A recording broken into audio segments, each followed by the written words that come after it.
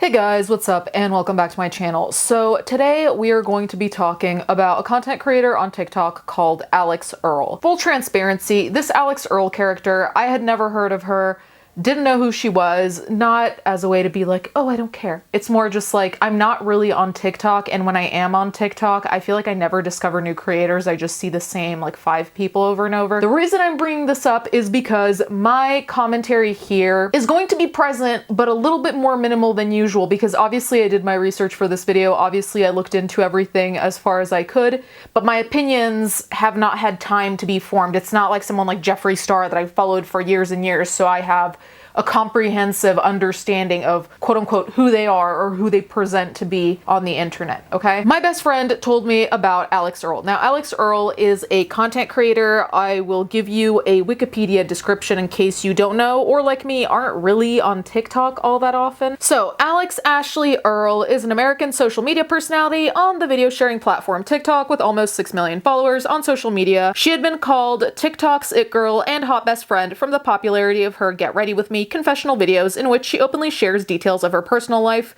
Her ability to drive sales for the brands she promotes on her account has been dubbed the Alix Earle effect. Now, one thing I am going to say, but I'm not going to focus on it too much because I don't think it's super interesting, but worth mentioning. So the Alix Earle effect, the interesting thing is that it seems like for a lot of people in the TikTok-verse, she has repopularized breast augmentation. Now, I must have missed a memo because I didn't know breast augmentation was no longer popular. I don't know if we're going towards the early 2000s, you know, when being really skinny, the whole heroin chic thing was going on. I really hope we're not going back in that direction, but there are a lot of celebrities who have been removing their implants, so I don't know if the reference to her repopularizing it is a response to it suddenly became less popular due to, you know, the normal ebb and flow of trends, but also the fact that a lot of celebrities were getting things removed.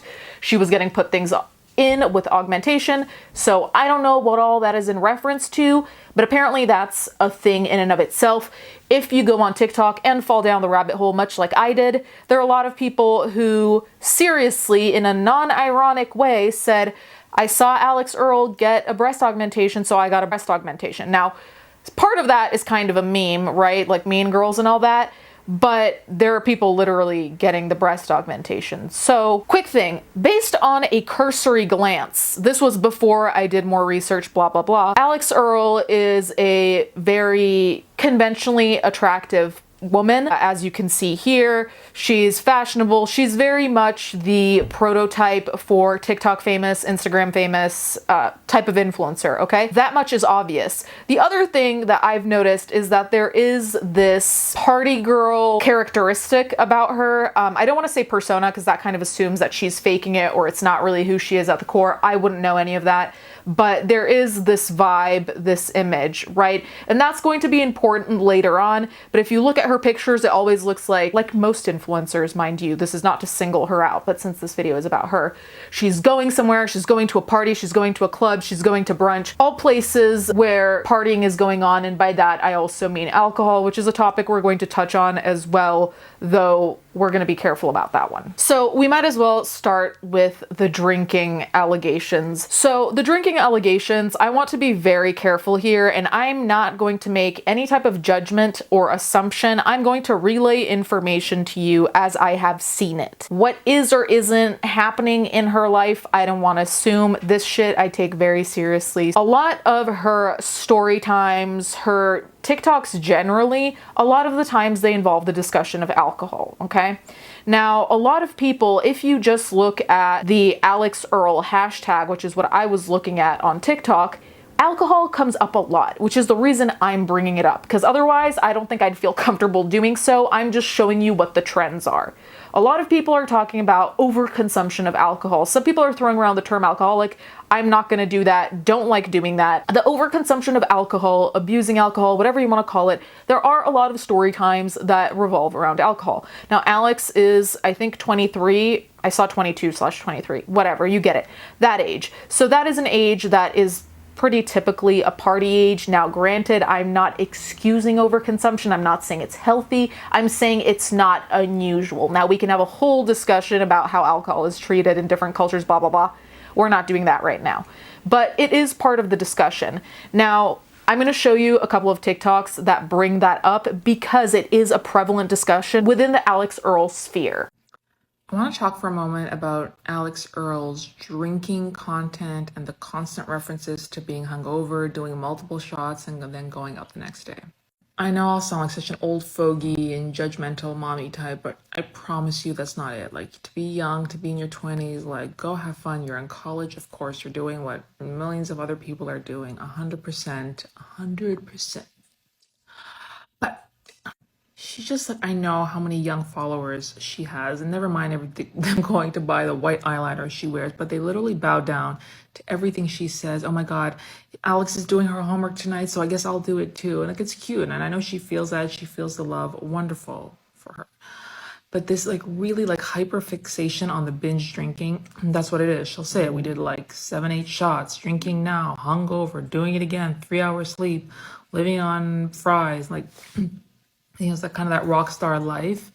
And I know a lot of young girls are looking at that like, oh, like, so that's what college life is like. And I just want them to know it doesn't have to be that way. Like, you can go to parties from time to time, have fun, for sure, sororities, but there should be a mix. Like, it is important to do your homework. You can join clubs that follow your interests. It's not just about having your makeup done and going, but that is her life now. She has brand deals. People pay her to be across the world. But I could see, as you're a 17-year-old girl watching that, you're like, wow, like that looks so glamorous. But for a lot of people, that lifestyle ends up catching up with you. And suddenly you're 25, your body's used to like drinking way too much. And like, you start needing the alcohol just to not be anxious. You know, and she's even talked about her anxiety, how she's on Lexapro, and Lexapro and alcohol does not mix. You shouldn't even be having any alcohol on that, but that's another topic. I'm not a doctor, but these are well-known facts. So I would like for young people to just keep this in mind. But I'm a fan of hers. I think she's beautiful. She's funny. She keeps it real for so many topics. The drinking I've noticed, and these are my shots. These are my shots. Ooh, Freudian slip. These are my thoughts. So this TikToker commenting on the situation, I think there are some valid points to be made. Now, obviously, I don't really know what kind of demographic the audience is for Alix Earle, because I could very much see it being youngish girls as well as women her own age, or even maybe slightly older. I think that the impressionable argument is always a little bit difficult, like, oh, they have young and impressionable fans, which honestly, I think anyone should be a good role model for basically anyone out there, right? Now, there is content that is made that does not cater to super young, young adults or kids still, right? I don't know if her content is made to cater to those people. From what I've seen, I haven't seen story times that involve super crazy shit that kids won't know about, depending on the age, but it is a question of who you're catering to. So if she's not catering to kids, kids shouldn't be consuming that content, so she shouldn't, in a way, bend to fit kids, right? The same way that I talk about pedophiles a lot. My content isn't made for children, so I'm not going to stop talking about pedophiles just so children can watch my content. Does that make sense? Now, this is putting aside the health aspects of, what here is referred to as binge drinking. I'm just talking about content. Binge drinking is obviously unhealthy and you shouldn't do it, but I think all of us here collectively know that. So I understand that it's just like, you don't want 17-year-olds or 18-year-olds who are, either adults or almost adults, who are smart people. You still don't want them to get the impression that college is going to be, or has to be, party central, right? Because first of all, some people won't like that. A lot of people won't enjoy that long term. And also, there are some people who, and I've seen this firsthand, some people who have never partied in their life, who basically are a completely blank slate in terms of that entire world of like not doing drugs, not drinking, blah, blah, blah, who have experienced nothing, and then they get to college and they just go off, which to me has always been terrifying, because I have had to carry some of my dorm mates back to the fucking dorm because they were gone, absolutely gone, at a frat party of all places. Yes, I was at a frat party. Don't ask me how I ended up there. Thankfully, I had already drank before because I didn't live in the States, so at 18 I could already drink. So I had a little bit of a grasp on where my limits were. This is to return to what she's saying. It's always a little bit of an iffy subject to treat college like party time, it's your party years. It's like, for some people, within reason, don't black out all the time. Let's talk about drinking. Alix Earle and the Call Her Daddy podcast. I have a few thoughts, okay? First, I just want to say this is not judgmental at all, okay? I drank a lot in my early 20s and I regret the amount that I drank. So this is also coming as an older person looking in. It's not at all like, don't drink, young lady, you're not being classy. Like, that's not the vibe at all. So hear me out before you come with the pitchforks. I was thinking about like all the references to alcohol, right? And if you think about it, alcohol is the star. And I'm not just talking about Alix, but in all these types of influencers' life, if you remove the alcohol, just the drug alcohol, like what is their content? Even her viral "Get Ready With Me," where is she going? You know, not to walk fluffy around the block. She's going to a party, which of course is completely normal for a girl in her early 20s and college. But if you take that element out, and even at her podcast, she says, I want the vibe to be that you're getting together with your girlfriends the night after drinking and we hash it out. And I remember those. For us, it was more like brunch. You got brunch together and you're like, oh my God, tell all. Because you want to recap all the crazy stuff that happened. But it just like, it got me thinking about our culture's obsession with drinking and how casual it is to talk about this. I think for someone who never got drunk, that must sound so weird. Like those references, doing like 10 shots or whatever in a night. Like that's so much. And Call Her Daddy, Alex Cooper, asked her, when was the last time you blacked out? And she says, oh, like 2 weeks ago. Like that's completely normal. Blacking out is a big deal. Like it's not good. It's not good for women's safety. And it's like a lot of my messaging in my videos is like, girls, be careful. Like don't over plump your lips. Don't get all the Botox. And I think it's in that vein, like be careful with your drinking. I don't want you girls to be in scary situations when you're blacked out, when you're checked out. You make yourself completely at risk to so many awful things, which I'm sure you know. But just, it's fun to watch her. She's young, she's beautiful, she's rich. It's like this generation's Paris Hilton. Completely get the appeal of her, But I was part of me watching that video, I guess like as an older person, like looking in, looking at that whole aspect. It's part of me that's like, oh God, like that's so much alcohol. It's all the alcohols. But yeah, what do you guys think? Am I being too judgy wudgy? Is it just young people being young? I know I had another video about that. Like I kind of said that she's glorifying drinking, but she's just living her life. I never said I was a role model. It's a lot. It's all the alcohol. Your poor little liver just wants to do its thing. So in reference to this TikTok, I think this is a valid point, which I think is something that a lot of people encounter in their lives, whether it's you or someone else or your friend group. There is a point for a lot of people where you realize that you are in a party phase and the party just doesn't stop. And that happened to me back when I was 19, that I was just partying all the time. I had quote unquote party friends. They weren't real friends I would, talk to. It was like, oh, let's go to so-and-so club, let's go to so-and-so bar. We'd share a cab, but we wouldn't share stories, like it was never, it was almost transactional, So I'm not saying that's what's going on here, but I do think it's pretty common in the beginning stages of a party phase or like adulthood or freedom or whatever you want to call it. But I do think it's important to note that if all your stories, your story times, whatever you talk about on podcasts, if all of it does revolve around one singular thing, and it can be anything, it doesn't have to be alcohol. A lot of the times there's probably something up. And again, that's not to call anyone an alcoholic or anything like that, but it might even just be a priority shift of like, okay, maybe I'm giving this too much attention and too much of my time. Again, she's a young person. It's normal to party, blah, blah, blah. I've seen the comments on TikTok. I understand that. I'm just saying when you have that big of a following, I feel like there's also a pressure to keep up a certain image, So you might have started with 2,000 followers or something. That was just what you were doing at the time. But the more you solidify the image as you are, and I'm not saying her, just generally, you are the party girl who's out, who has these drunk stories, who's wild, who does X, Y, or Z, you get categorized real quick. And I wonder this about Tana sometimes too. If you are in a box for the kicks, but then you get stuck in the box and everyone expects you to be in the box. And if you try to step out, it doesn't work. And that's kind of what worries me. Once you have certain labels, I feel like they're very difficult to shed. I just hope there's no pressure there for her to keep doing something if she doesn't enjoy it. And obviously, if there are health risks, health consequences, or even mental health risks and consequences. So this is a horrible, bad habit of mine, but I leave a lot of, like, clothes and stuff on my bed, you know? And, like, I go to bed and I'm like, it just feels like a weighted blanket. Like, you never know what you can find in my bed. We have outfits, we have hangers, pills from CVS, like, we have it all. I don't know if any of you are, like, kind of messy girls like me, but I'm just like, it's just a weighted blanket, and I go to bed and I rub my feet like a little grasshopper. Oh. Is a makeup brush. You guys are so like, your room's so messy. But I go to bed with all this comfort on top of me. It's me right now and all these clothes on top of me. Literally everything on top of me. And my little secret is that I love it. I do love when I crawl into bed and I feel the hangers and the clothes on top of me. But really, when I'm, like, nestling myself to sleep, it's just comforting.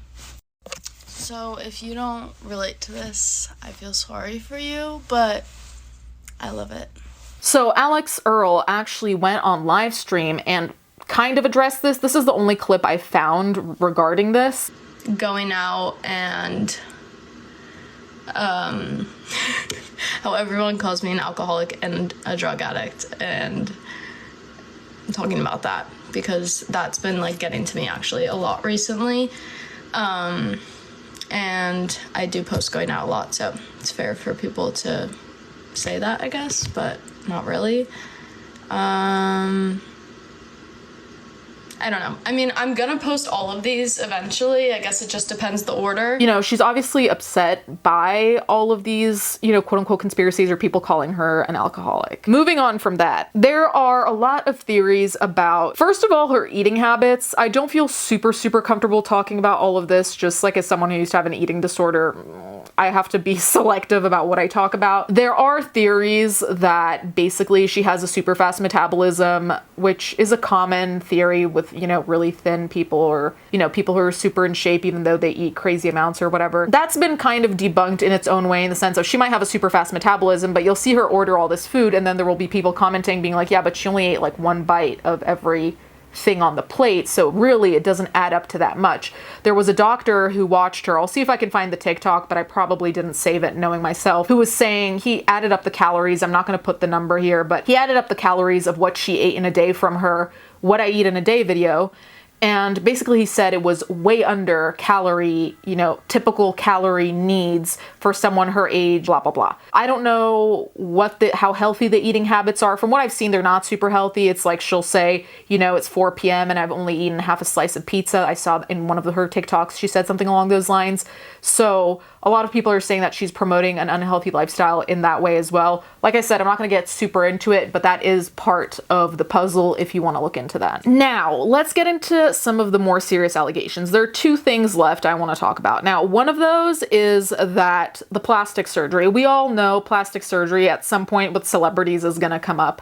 Now, my general rule of thumb with plastic surgery is I don't think you have to disclose it. But if you're not going to disclose it, don't talk about it at all. In the sense of, if someone got plastic surgery, they got their nose done, right? But they got it done in such a minor way that it's barely noticeable. If you don't want to talk about it, don't deny you got your nose done. Don't talk about plastic surgery at all. Don't talk about it, okay? Because I don't think I'm owed that. However, if you do get plastic surgery and you deny getting it done, then we have a problem because you're faking a big aspect of who you are, especially with a lot of these celebrities. Your appearance, we can't deny, is a big part of who you are for the public because we don't know your private life. We don't know you in your private life. We see you, right? As a general rule, I do think you should be transparent. And also as a general rule, I think that as anyone with any type of following, if you do get plastic surgery, people will notice, so you might as well just be transparent about it because there really is no shame so long as you're transparent about it. So there are videos like this that Alix has posted. I think that I got a face transplant in my sleep because what is going on here with the difference of these two photos? I'm 17 years old in the top one, 22 in the bottom. I mean, no wonder I was getting denied from every single bar. Puberty and some lip filler, man. These are just not the same people. I genuinely think that I got a nose job in my sleep. Look at my nose. Like, granted, I didn't know how to use nose contour at the time, but it's crazy how much your nose grows into your face. I've literally had boyfriends before and I've shown them young photos of me, like going through puberty, And they're like, I literally don't believe you. They asked my parents, like, did she have a nose job? So as you can see, 17 and 20 plus year old her are very different. Now granted, there is a big difference between those ages, between puberty and, just growing up. That being said, there are a lot of differences here that are rather crazy. Now, a lot of people comment on her nose shape. I'm gonna really quickly talk about that. If you look at her nose in her younger pictures, it looks like wider. So a lot of people think she got a nose job. The reality about that is that if you take Accutane, what can happen is that your oil glands in your nose shrink. So your nose shrinks in the sense of like it gets thinner ish. It's kind of like swollen and unswollen. That's apparently what happened. I saw TikToks by like doctors and surgeons and all of that discussing this. I'm not going to put them all here. So it is possible for your nose to not change its shape entirely, but to look significantly different. That's not to say there's no plastic surgery. I'm just saying that's what a lot of people are pointing out. People commented on her saying that it seems like she got a face transplant because the implication is, I didn't get anything done to my face. My face just changed so wildly. It seems like I got a transplant. The implication there is very much, I did nothing, right? Okay. I have a bone to pick with Alix Earle. I'm kidding. We love her. How did Alix go from this to this? And if you're trying to have a glow up in 2023 or some massive transformation, listen up. Your glow up going from, I'm just using Alix as an example, but a 10 out of 10 to a 100 out of 10 like Alix is not just physical and has so much more to do with, for example, Alix is genuine. We love her for that reason. She's 100% herself all the time without fail. She also just exudes confidence through the screen.